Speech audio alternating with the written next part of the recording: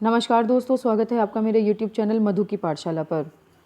CET का paper सबके लिए एक पहेली बना हुआ है। जो बच्चे तैयारी कर रहे हैं वो इस बात पर कंफ्यूज हैं कि कौन कौन से सब्जेक्ट्स जो हैं आपके CET के पेपर में आने वाले हैं। तो अभी ये नहीं पता होता है कि क्या सब्जेक्ट पढ़ने हैं, क्या छोड़ने हैं, लेकिन इस वीडियो में आपकी ये कन्फ्यूज़न मैं दूर करने वाली हूँ। आपको मैं डिस्कस करने वाली हूँ कि CET के एग्ज़ाम में भोपाल सिंह खत्री जी ने बताया है कि कौन कौन से सब्जेक्ट्स आपको गो थ्रू करने हैं। तो वीडियो के अंत तक आप बने रहिए ताकि आपके डाउट्स जो हैं वो क्लियर हो पाएँ। सबसे पहले तो मैं डिस्कस करूंगी हरियाणा जीके के लिए, क्योंकि हमारा हरियाणा जीके का जो सब्जेक्ट है वो हर हरियाणा का जो एग्ज़ाम होता है उसमें एक डोमिनेटिंग सब्जेक्ट रहता है। तो भोपाल सिंह खत्री जी ने ये कहा कि सिलेबस में जो CET का सिलेबस है उसके अंदर 25% प्रश्न जो हैं हरियाणा से संबंधित होंगे। ठीक है, यानी कि आपका जो पेपर होना है वो 95 मार्क्स का होना है। कितने का होना है? 95 मार्क्स का, जिसमें से आपके 25% यानी कि 22 से 23 प्रश्न जो हैं आपके हरियाणा जीके के आएंगे। तो हरियाणा जीके पे फोकस कीजिए, बहुत अच्छे से उसको गो थ्रू कीजिए, प्रीवियस पेपर्स को उठाइए, वहाँ से देखिए। ठीक है, वहाँ से आपकी तैयारी बहुत अच्छे से हो सकती है।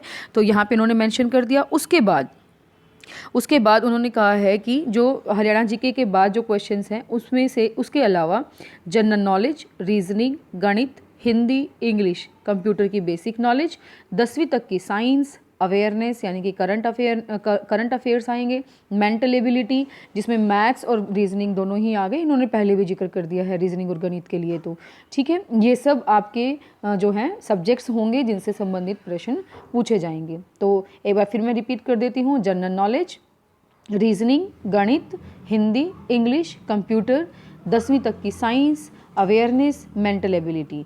ठीक है, इसमें इन्होंने SST और नहीं जोड़ा है, लेकिन SST से रिलेटेड भी क्वेश्चंस आपके पूछे जाएंगे, जिसमें आपका कहा है कि 10वीं तक की साइंस है तो आप 10वीं तक की SST भी जरूर कीजिएगा। ठीक है, तो ये हो गए हैं हमारे पास आज की ये पता लगा हमें कि कौन कौन से सब्जेक्ट्स जो हैं हमारे CET एग्जाम्स में आ सकते हैं। ठीक है, यानी कि 95 प्रश्न होंगे और एक प्रश्न जो है वो 0.95 अंक का होगा। ठीक है, और महीने भर के अंदर कहा गया है कि CET का परिणाम भी दे दिया जाएगा और इसके लिए NTA ने भी सहमति जताई है। इसके अलावा एक बात और मैं आपसे शेयर करना चाहती हूँ कि CET का जो प्रश्न पत्र होगा वो 3 प्रश्न पत्र होंगे। ठीक है, जैसे कि हमारे पास क्या होता है, सीटिंग प्लान को अगर हम समझें तो इन्होंने कहा है कि एक रूम में हमारे पास 24 स्टूडेंट्स की सीटिंग होती है। ठीक है, तो उसके अकॉर्डिंग एक पेपर के हमारे पास 24 सेट बनाए जाएंगे, यानी कि एक पेपर होगा लेकिन उसके प्रश्न जो हैं आगे पीछे इस तरीके से सेट किए जाएंगे जिसमें से हमारे पास 24 सेट्स बनते हैं, ताकि एक दूसरे के साथ हम कोई डिस्कशन ही ना कर पाएँ। ठीक है, कोई भी बच्चा किसी से पूछ ही ना पाए। तो ये स्ट्रैटेजी उन्होंने सेट की है। उसके अलावा उन्होंने कहा है कि 3 प्रश्न पत्र होंगे। अगर इन केस कहीं पर पेपर लीक होता है तो आपको जो है सेकंड प्रश्न पत्र के 24 सेट पकड़ा दिए जाएंगे, या किसी और दूसरे एग्जामिनेशन सेंटर पे जो है थर्ड प्रश्न पत्र के जो है 24 सेट पकड़ा दिए जाएंगे। तो इस तरीके से NTA कह रहा है कि हमारी पूरी तैयारी है और हम पूरी तरीके से जो है पेपर लेने के लिए रेडी हैं। ठीक है, और इसने ये कहा है कि 5 जिले जैसे कि दादरी, रोहतक, जींद, नूंह और झज्जर, इनमें CET एग्ज़ाम नहीं होगा। ठीक है, ये जो 5 जिले हैं यहाँ पे बताया गया है, दादरी, रोहतक, जींद, नूंह और झज्जर में CET एग्ज़ाम नहीं होगा। ठीक है, दूसरा क्या है कि जो तरीके से आपका बायोमेट्रिक होता है वो सारा का सारा बिल्कुल जो है क्लियर कट होना चाहिए। ठीक है, आंसर शीट का प्रकाशन, ट्रांसपोर्टेशन, इन्विजिलेटर, सुपरवाइजर, परीक्षा केंद्रों पर बायोमेट्रिक, आईरिस, CCTV कैमरे, अन्य का प्रबंध NTA जो है कर चुका है। इसलिए आपको एग्ज़ाम के लिए रेडी रहना चाहिए। एग्ज़ाम पोस्टपोन होने के चांसेस बिल्कुल भी नहीं हैं।